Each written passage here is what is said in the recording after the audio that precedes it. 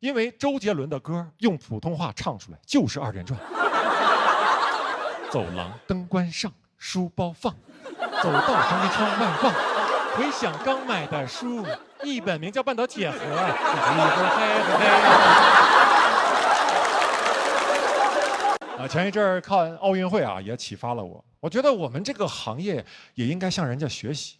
比如像我这种老选手啊，已经有点讲不动了，也应该有一个退役的渠道。干嘛呢？可以当教练，我可以带新人啊。等下一季再有比赛的时候，我在下面，然后我带着徒弟在台上讲，啊，讲炸了，我在下面 yes， 然后讲着讲着冷了，我就赶紧叫个暂停，然后把他叫过来，你干嘛呢？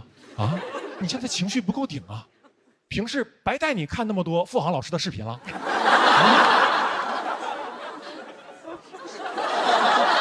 孩子，看着我的眼睛，如果你拿不到那块聚乙烯，就没有人在乎。因为啥办事？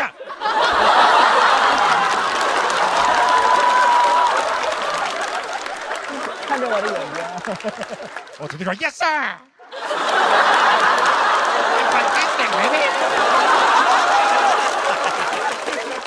不丢人啊，不丢人，为了开场不丢人啊，不丢人。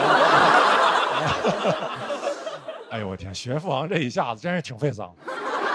这个时候就特别需要来一口京都念慈庵，历练川贝枇杷膏，润喉、护喉，这是猴赛雷呀。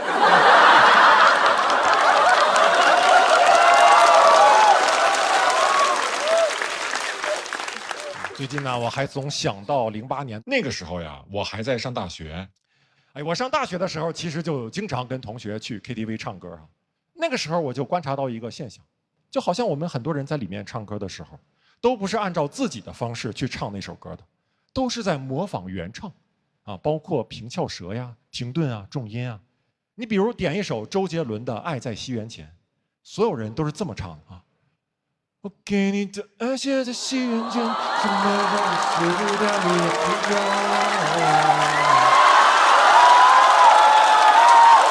到时候图你们这个，我就说这个现象啊，而且经常还眯着眼睛啊，我也不知道为啥，我就没有见过一个人在 KTV 里点这首歌的时候，是睁大了眼睛，然后用自己非常标准的普通话在唱，啊，没有见过一个人唱。我给你的爱写在西元前，深埋在美索不达米亚平原。什么感受啊？是不是很别扭？甚至有点像二人转。这就对了，这就对了，因为周杰伦的歌用普通话唱出来就是二人转。走廊灯关上，书包放，走到行李窗外望，回想刚买的书，一本名叫《半岛铁盒》，一盒黑。嗨，大家好，我是大老王。我今年33岁，30岁的主要工作呢就是参加《喜剧之王》单口季，很累很累，是的，是的，成绩差的人也是累的。主要是反馈很奇怪，都来自于弹幕，很多发弹幕朋友很极端，你知道吗？要不夸我夸的看不懂，说从我段子里面看到那种30岁的绝望的禅意，要不不看段子，主要帮演员调整体态，说我脖子短，是乌龟颈，乌龟的脖子，骂人太难听了。但你有没有看过乌龟吃东西？乌龟脖子不短的，乌龟是穿搭问题。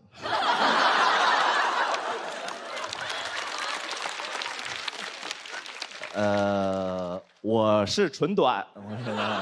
还有那种网上那种帖子莫名其妙说哪个脱口秀演员脖子最短呀？下面评论大老王吧。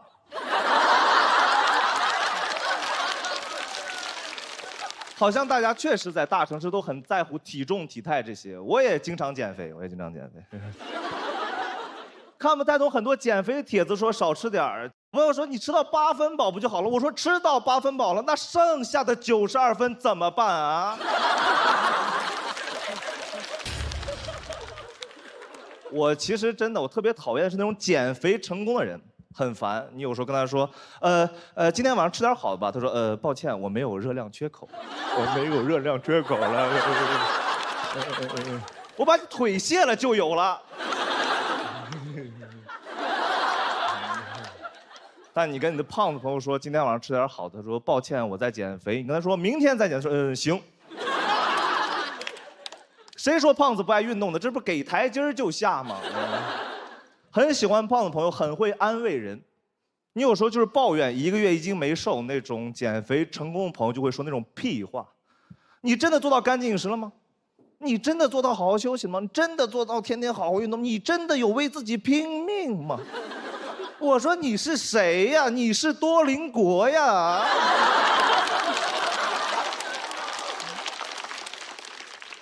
我觉得胖子是有好处的，因为胖子不参与美丑的竞争，对吧？胖子长都差不多的。我有时候看宣传照是分不清楚我跟刘仁成的。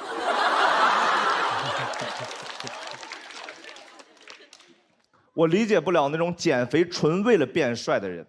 我认为减肥等于瘦，但不一定等于帅。减肥等于健康，但不一定等于帅。减肥有可能会丑得更清晰，是吧？但你要说你从小胖到大，想瘦一次看看，我也完全能理解，但我也没有这个动力，因为我不是从小胖到大的人，我是20岁才开始变胖的。什么意思？就是我见过自己最帅的时候什么样，一般。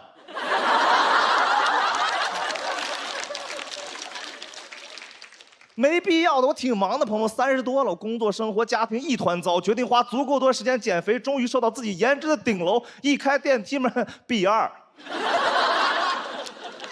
而且饮食也定型了，因为我是内蒙人，从小到大就是羊肉、碳水，不怎么吃蔬菜，唯一的蔬菜是土豆。近些年才知道也是碳水。我们这个土豆怎么吃？给大家分享一下啊。我们会拿高压锅压一锅羊肉，然后羊肉捞出来会剩下一锅纯粹的羊油，羊油炖土豆。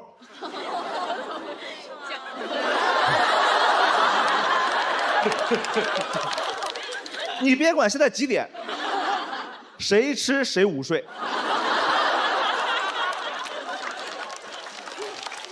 在内蒙特别爱吃麦当劳，解腻。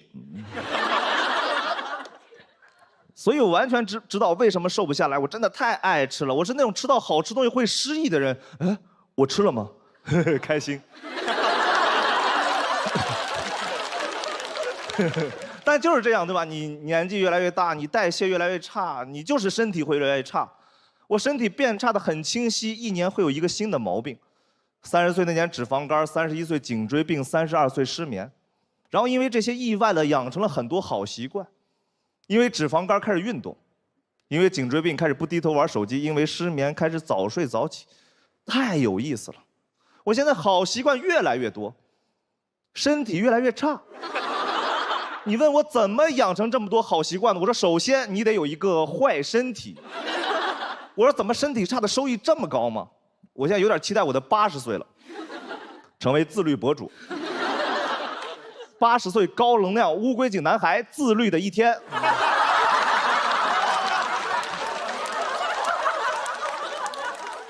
人就是会越长大越发现真实的自己。我慢慢发现真实的我就是狼人杀里的村民，那种白天瞎忙活，晚上倒头就睡，没有任何技能，所有人看到你就知道你肯定是个好人。最擅长的事情是站错队，所以你跟同行也很难交流，因为大家作息完全不一样。同行基本上早晨6点睡，我6点醒，他们像给我守夜的。我想跟同行聊天，只能晚上我起夜的时候。前2天3点多给林剪辑回消息，林剪辑很震撼，说：“王哥，你怎么还没睡？”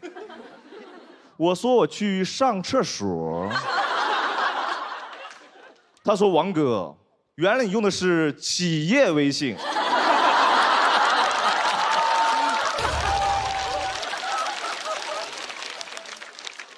我很怕30岁不成功，怕着怕着就33了，发现不成功是不会死的。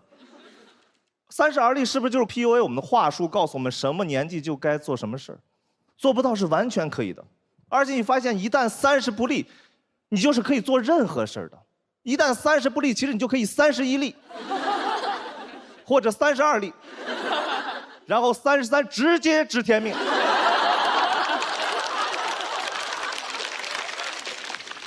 35岁被优化，3个6开，3期21天养成一个好习惯，80岁成为自律博主，偷偷吃羊油炖土豆。我媳妇儿，你是不是馋疯了？我说你有没有从我的段子中感受到一种30岁的绝望的禅意？就到这儿吧，谢谢大家，我是大老王。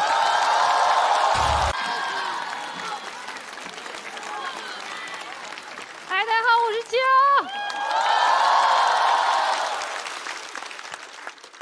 我是一个摇滚乐队的贝斯手。但其实你们能分得清楚吉他跟贝斯吗？分不清。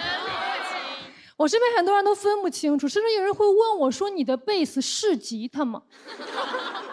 我说：“你的爸爸是妈妈吗？”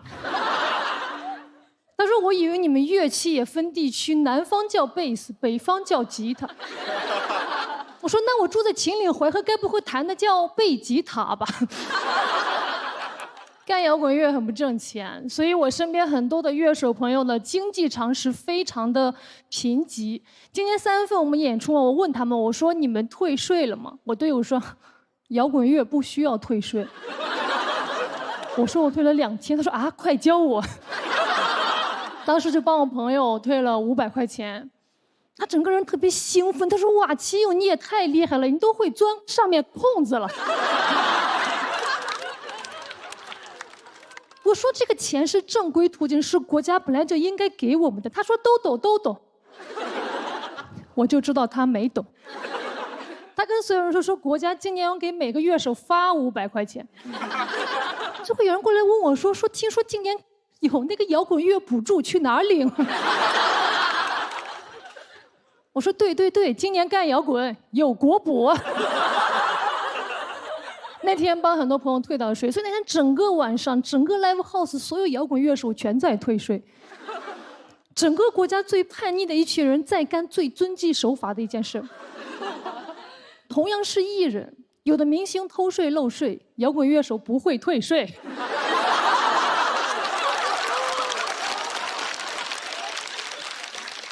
但是有的乐手退税就退税吧，非得装酷，跟我说自己注册不成功。我一看，姓名那栏给我填了网名。我说你填这个，国家应该不敢给你退吧？哈，北京摇滚地下之王。我说就算退了你也收不到，这个钱应该退给窦唯了吧？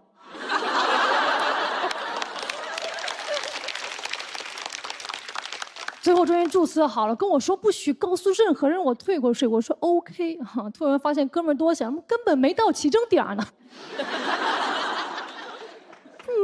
家里都没米了，还担心一会儿晕碳呢啊！中间还问我怎么合理避税，根本就没有，你有什么税要避啊？一个摇滚乐手，如果你非要避的话，只用避一个税，就是避免和粉丝税。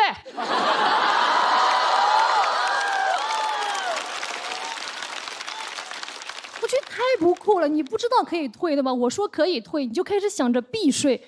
我觉得逃避太不酷，咱们干摇滚的应该迎难而上。我们不仅不应该合理避税，我们应该非法纳税。没到起征点不管，去税务局扔2000就跑。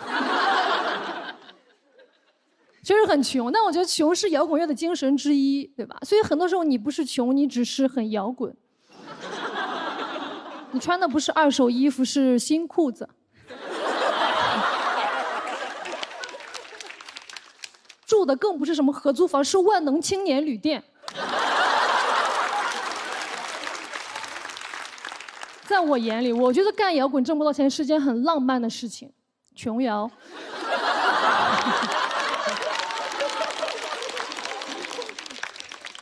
我觉得摇滚乐手就应该穷，穷的时候我写的歌词就非常真挚的穷。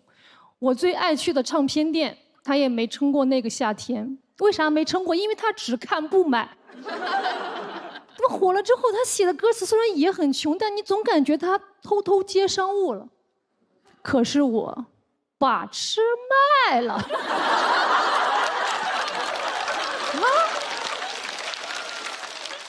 下一句呢？该不会是什么二手车买卖哪里好吧？那当然是。哎，等什么呢？我可没接商务。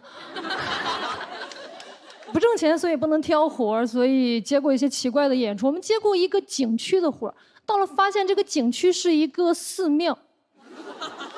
我说怪不得问主办我们今天在哪演，他说我们在一个 live house。哇，那天整个庙里面除了没头发的，就是长头发。小和尚其实不理解，他说你们这6根弦的乐器怎么这么吵？不是说6根清净吗？我觉得小和尚都绝望了，他可能想这就是绝望的禅意吧。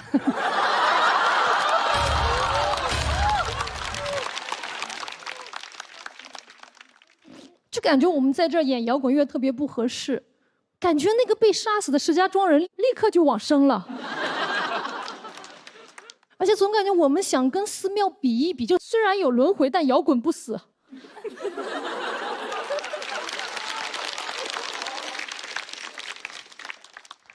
那个景区离我家很近，所以我妈带着亲戚们来看我的演出了。你知道东亚小孩一辈子的课题，只要亲戚们在底下看着你，哪怕你在演摇滚乐，你都没法大大方方的。那天全程我队友很愤怒，而我很羞涩。梁山来了个林妹妹，他们在那摇滚不死，我说绕坑走。其实我对我妈的感情很拧巴，因为我妈一开始完全不支持我干摇滚，她觉得不挣钱嘛。但我妈越不支持我就越反抗，越反抗我就越摇滚。但一旦我妈认可我的话，就显得我干摇滚这个事儿吧特别孝顺。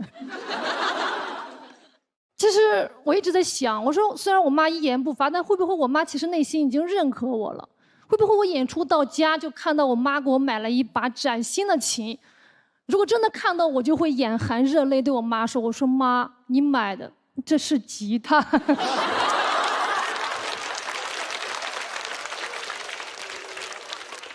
但事实我妈那天什么也没有说。我就问她，我说妈，你是来看我演出的吧？我妈说不是，我来庙里上香的。我说许了什么愿呀？她说不重要，因为她自己已经实现了。点给我叫。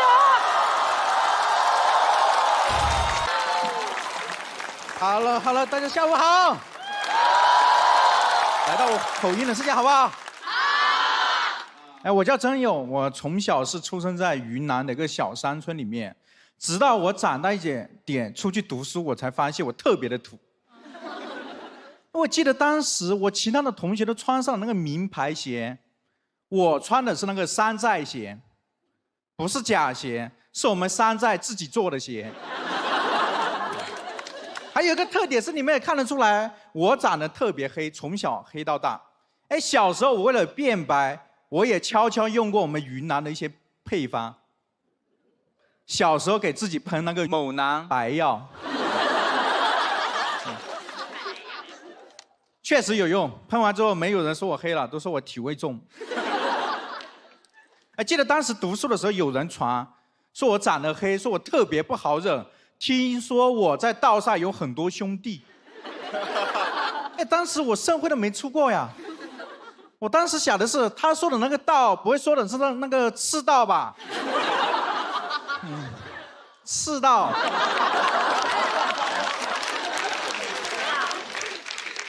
那些兄弟名字叫几内亚。所以就是因为这些原因之后，我会在感情里面比较自卑，我也一直没谈过恋爱。直到我20几岁的时候遇到了一个女生，她非常的优秀，她在这个中科院的昆明动物所读博，还985的硕士。所以刚开始我跟大家的疑问是一样的，我不知道她为什么看得上我。直到有一天我发现了她的科研方向是东南亚人口种族发展进化与变迁。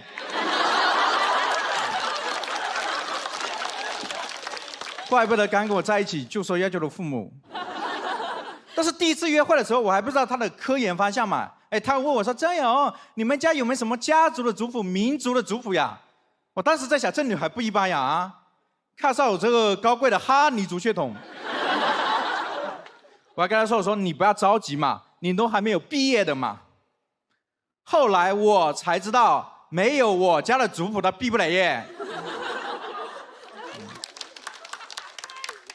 当我知道他的科研方向之后，我觉得不应该自卑，我该自信，是他需要我，是科学需要我。我就很坚决的跟他说：“我说要不我们分手吧，你一直在利用我。”他说：“好的，反正我快毕业了。”所以这段感情因为这种原因最后分手了，但我感觉这段感情里我是成功的，因为从始至终我都没有告诉过他我家祖坟在哪里。就经历了这些生活之后，我会想去做出一些改变，你知道吗？我去年开始上节目之后，会开始了解一些皮肤管理项目。就比如那个光子嫩肤。啊，你们看得出来，光子的确遇到对手了啊。还有时候我也开始买很多潮牌，就比如去年最流行的那个做旧风。哎，我买完之后穿上那个做旧风啊，像别人捐给我们山区的衣服，你知道吗？而且我可以把所有牌子的潮牌的衣服穿成我们民族的风格。就都说民族的是世界的嘛，我可以把所有世界的穿成民族的。就是不是这些改变还不够？我是不是在想离那些精致的生活太远了？那我也开始了解那些所谓的精英中产在流行什么项目运动，我也开始去了解那个高尔夫球。我真的有一次去打了那个高尔夫球，我就才打了2分钟之后呢，我就立马发了朋友圈。我发完朋友圈之后呢，有个朋友在底下评论到说：“是不是主人玩累了，让你玩一会儿？”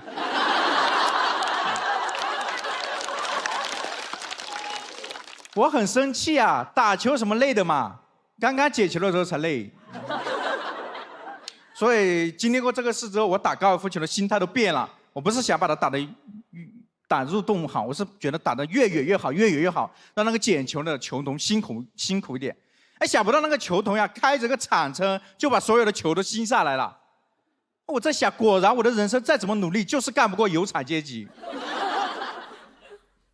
所以我就一直在想，那高尔夫球也没什么好玩的，它甚至有点像我们小时候玩的那个弹玻璃珠、弹玻璃球。哎，我都在想，是不是这些人长大了、有钱了，不好意思趴在地上玩，才有了高尔夫球，你知道吗？而且我经历过这些之后，有些时候就是觉得不用刻意改变，做自己也挺好的，对吧？因为在生活中，比起所谓高贵的高尔夫球，我更喜欢弹那个玻璃珠。哎，主要是我弹玻璃珠的时候，没人会走过来跟我说：“是不是主人玩累了，让你玩一会儿啊？”好，今天讲到这里，现在真要。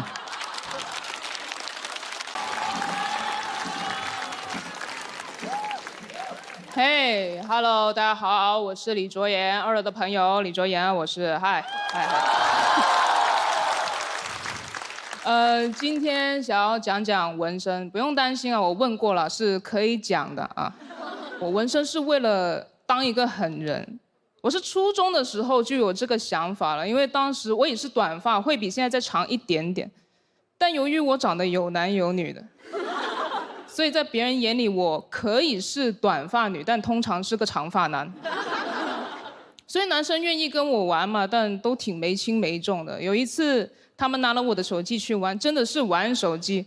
那群弱智仔，抛接我的小灵通，那手机在我头顶上飞来飞去，我根本够不着啊！他们还边抛边说：“李卓妍，咋不接电话？”我咋接啊？这不都飞行模式了吗？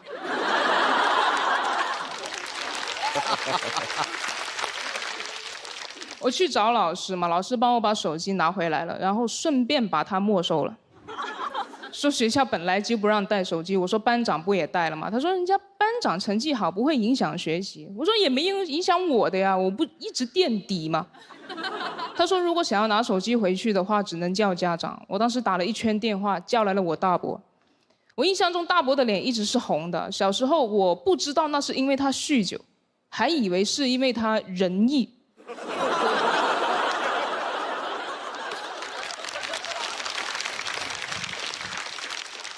他当时耳朵夹着一根烟，露着满手的纹身，就这么来了学校。虽然他抽烟喝酒纹身，但大伯是个好男孩。因为他不仅帮我把手机拿回来，还把那些男生给唬住了，指着他们问我说：“阿言呢？想玩他们的手机吗？”我狗仗人势，我说不用了，我不玩二手的。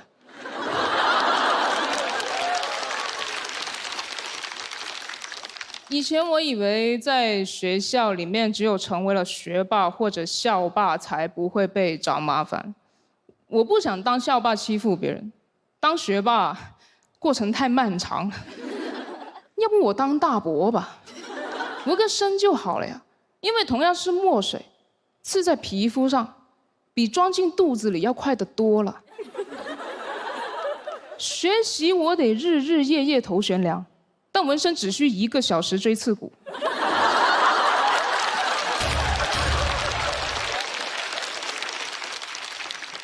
所以我就决定要去纹身，要当大伯。之所以为什么不选抽烟喝酒，是因为这些都要持续购买，是个消费陷阱。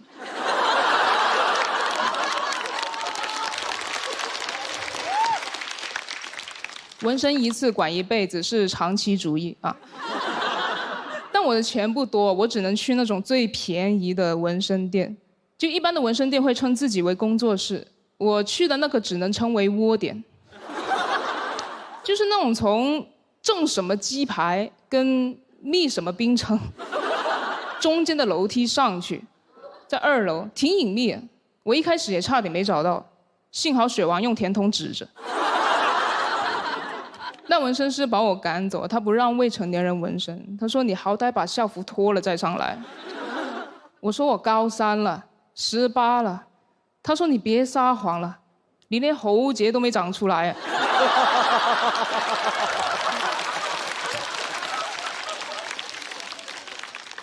后来没办法，就买了纹身贴。成年后也考虑过纹身。我本来想直接纹那种霸气的图案，什么青龙白虎那些，但我做不到，因为我有品味。我想纹小狗，哎，小狗也很凶啊，吉娃娃咬人也很痛的。我纹的时候还特意没拴绳的。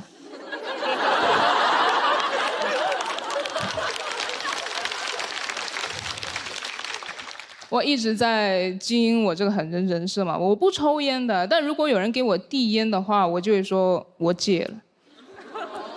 怕别人知道我酒量差，我也说戒了。反正来什么戒什么。直到开始有人传说李卓妍啥都沾过。后来我纹身贴的越来越多啊，因为相信只要我看上去够狠，就没人敢来找我麻烦。但可能看着有点太狠了，就是别人遇到麻烦的时候，真的会来找我。有一次演出嘛，一个工作人员过来找我帮忙，说有个醉汉非要进剧场。哎，那醉汉闹事儿我也怕呀。我当时看着手上那只小狗，哇，好可爱。我开始期待能有一个奇迹，就是这只狗可以跳出来，然后为了我变成狼人模样。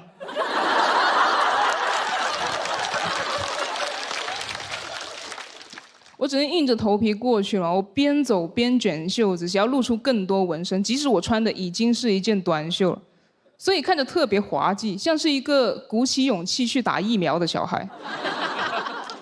我也不敢起冲突，想跟他讲道理，但对方太醉了，无论我讲什么，他都只重复一句“我朋友在里面”。我说：“你让他出来接你嘛，我朋友在里面”，逼得我都不知道该说啥了。我说：“你朋友不要你了。”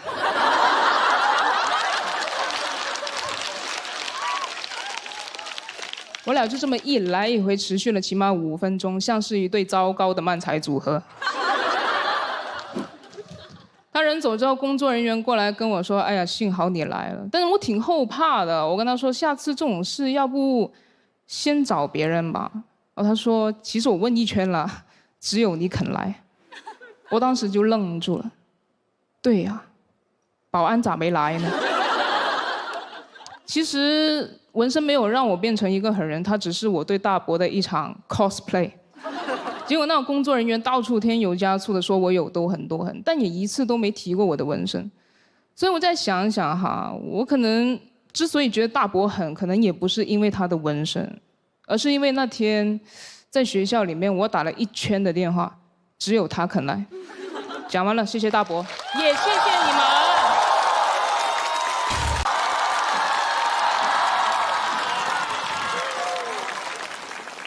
大家好，我叫陈爱。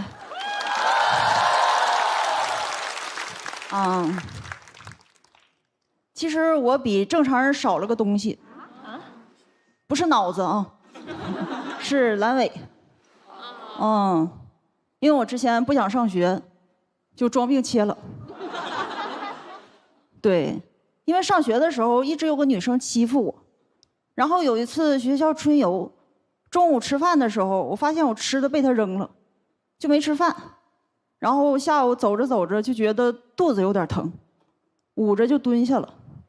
当时老师和同学都来看我，就连那个欺负我的女生也假装关心我。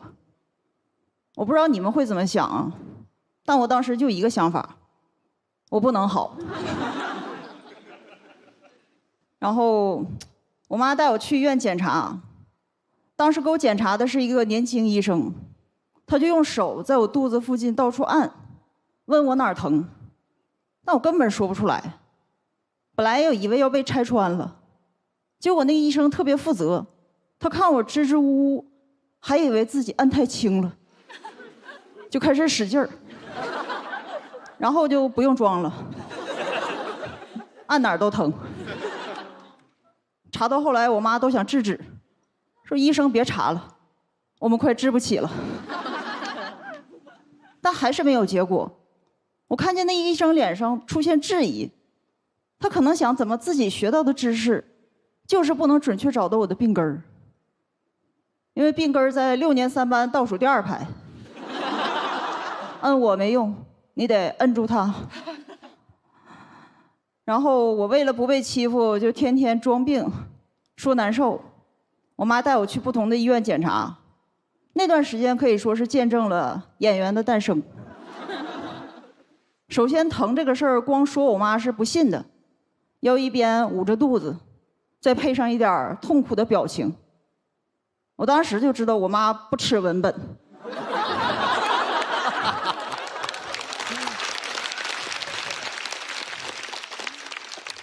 吃呈现。去检查的时候也要注意，尽量说得很模糊，有点疼，但又好像没那么疼。医生说你一般什么时间疼？我不能告诉他周1到周5疼。那段时间不光磨练了演技，也在跟不同医生交手的时候学知识，已经能正确找到胃、阑尾、盲肠的位置。所以我也没耽误学习，他们还在上小学，我都学专业课了。最后其实确诊为阑尾炎，因为那个年代不像现在，没办法查这么细，开始给我输液，我很喜欢。虽然手上挂着点滴，行动不便，但一想到不用去学校，就很自由。我当时就明白，没有绝对的自由，只有点滴的自由。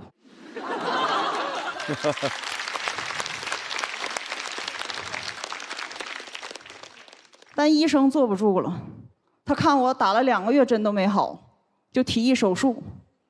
本来我是怕开刀的，直到我妈跟我商量说，你要想好，手术加上恢复，又得1个月不能上学。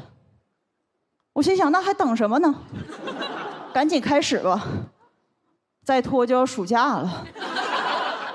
最后手术的时候，医生是从我肚子里取出了一个看起来好像很健康的阑尾，但我也不会被拆穿，因为我感觉事情到了这个程度，他比我更需要保守这个秘密。术后扔掉那个阑尾，我妈还看了一眼，她不理解为什么别人的都萎缩发黑，就我的那么健康。可能因为有些东西跟人一样，看着挺好，但里头已经烂了。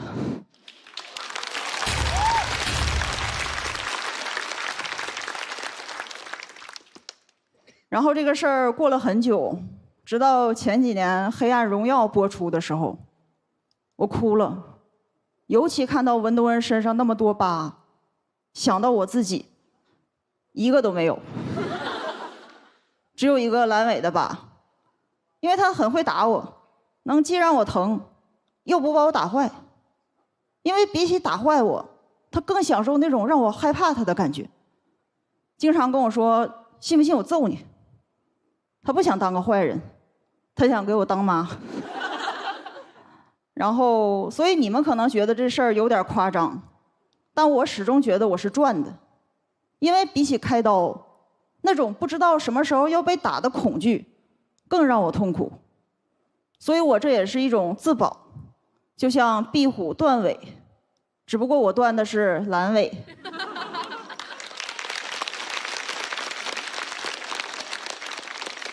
我知道讲到这儿，你们可能会有点心疼我。那你们就心疼一会儿。但这个故事还有后续，就是去年那个女生的爸爸遇见我妈，说她因为乳腺癌去世了。因为她脾气一直很大，很爱生气。听到这个消息，我也没有多开心，因为我觉得打我几下罪不至此。我甚至有点自责，因为我觉得上学那几年是一个人性格的定型时期。该不会是因为我没反抗，把他惯坏了吧？所以如果重来一次，我会反抗，这也是在救我们两个，就应该我打他，让他装病去医院，或许能早点查出乳腺癌。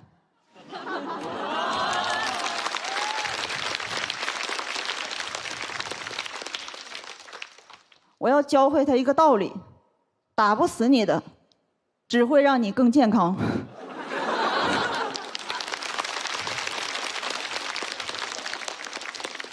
最后，医学上说阑尾是身上最没用的器官，但它却救了我，为我的青春画上句号。切阑尾的故事，就是我的青春疼痛文学。只是我的青春疼痛不是左耳，是右腹。讲到这儿，谢谢大家。